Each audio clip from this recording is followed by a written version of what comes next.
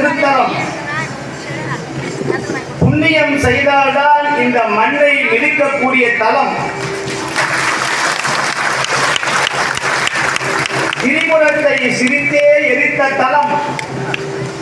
தேவர்கள், இந்திரர்கள், 3000 கோடி ரிஷிகள் ஒன்றிணைந்து தேராக நின்ற தலம்.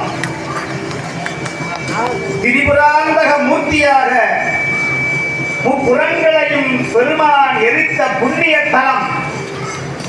கெடில நதி ஓடுகிற புண்ணிய திருத்தலம் திருவதிகை வீரத்தானம். இந்த மண்ணை மிதிக்கணும்னா எத்தனையோ கோடி ஜென்மம் புண்ணியம் பண்ணியிருக்கணும். அதை விட பெரிய புண்ணியம் என்னன்னா, இன்னைக்கு இந்த சனி பிரதோஷம் அன்னைக்கு இந்த திருமுறையை யார் கேட்கிறாங்களோ அவங்களுக்கு தான் முழு புண்ணியம். எல்லா பிரதோஷமும் நிறைய பிரதோஷம் கூட்டம் வர்றதில்லை. ஆனா இந்த சனி பிரதோஷம் அன்னைக்கு தான் இவ்வளவு கூட்டம். ஏன் அப்படின்னு சொன்னா, சனிக்கிழமை அன்னைக்கு பிரதோஷம் வந்து நீ பார்த்துட்டா ஒரு வருஷம் நீ பிரதோஷம் வந்த பலன் கிடைக்கும்னு எவனோ ஒருத்தன் எழுதி வச்சுட்டான். அதை கேட்டுக்கின்னு இவங்க என்ன பண்றாங்கன்னா, வருஷத்துல என்னைக்கு சனிக்கிழமை வருதோ அன்னைக்கு போய் சிவனை வழிபட்டா போதும், அடுத்த மாசம் வர தேவையில்லை.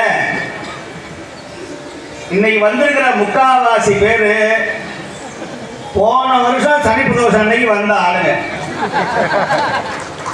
இவ்வளவு டிராபிக், இவ்வளவு வண்டினா சிவன் கோயில என்னன்னே தெரியாத ஆட்கள் தான் இன்னைக்கு வந்திருக்காங்க. ரெகுலரா வர்றவங்க ஓரமா நிக்கிறான், சாமியே பார்க்க முடியலைங்க. நாங்க தாங்க ஒவ்வொரு பிரதோஷமும் சாமிக்கு மாலை கட்டி போடுவோம். ஒரு 50 பேர் கூட இருக்க மாட்டா, இன்னைக்கு எங்களையே உள்ள விட மாட்டேங்கிறாங்க. அப்படின்னா பிரதோஷம்னா என்னன்னு தெரியாத ஆட்கள் சனிக்கிழமை அன்னைக்கு வந்ததுன்னா இவ்வளவு கும்பல், இவ்வளவு கூட்டம்.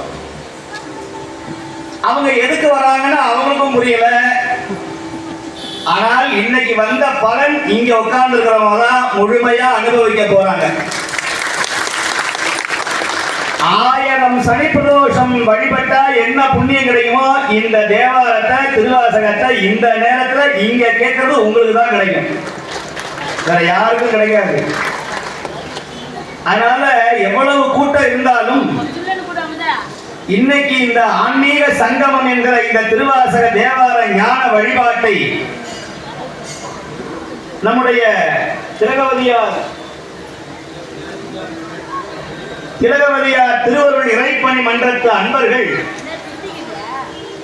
என்கிட்ட 1 மாதத்துக்கு முன்னாடி கேட்டாங்க, இந்த நிகழ்ச்சியை பண்ணணும் அப்படின்னு.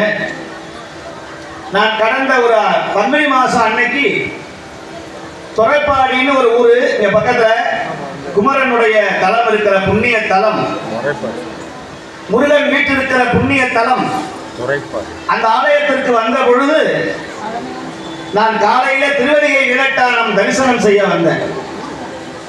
அந்த துறைப்பாடி முருகனுடைய ஆலயத்தினுடைய ஆண்டு விழாவிலே கலந்து கொண்டு அன்னைக்கு காலையில திருவதிகை வீரட்டானத்தை தரிசனம் செய்யணும்னு நினைச்சேன். சுவாமியை நான் அப்படியே ஈர்த்துட்டார். எல்லா ஊருக்கும் போய் பேசுறியப்பா, எல்லா நாட்டுக்கும் போறியே, என்னை பத்தி பேசுறதுக்கு என் மண்ணுக்கு வரமாட்டியான்னு திருவதிகை வீரட்டான சுவாமி நம்முடைய திலகவதியார் திருவருள் திருப்பணி மன்றத்தினுடைய அன்பர்கள் சார்பாக, குறிப்பாக நம்முடைய 4 குழு, அந்த 4 குழுவினுடைய காரணமாக என்னை வந்து கேட்டார்கள்.